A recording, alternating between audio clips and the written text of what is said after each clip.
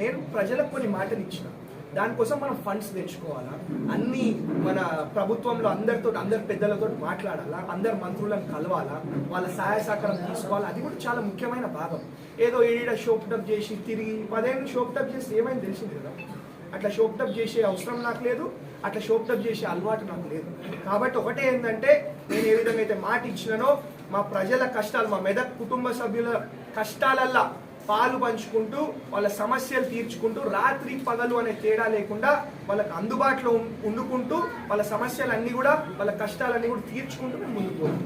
అది మా ప్రజాపాలనకు సంబంధించిన గ్యారెంటీల పత్రాలు ఏవైతే ఉన్నాయో అవి ఇప్పటి వరకు కూడా ఇంకా పూర్తి స్థాయి కేవలం 5 నుంచి 8 నెలల సమయమే ఉన్నది. అధికారులకు మీరు కొంచెం సూచనలు ఇచ్చి ఇవాళ అధికారులకు కూడా మరి నేను చెప్పడం జరిగింది. వాళ్ళకి ఏంటంటే 6వ తారీఖు వరకు మనకు ఉన్నది. 6వ తారీఖు తర్వాత కూడా సరిపోకపోతే మనం ఎక్స్టెన్షన్ చేసే విధంగా మనం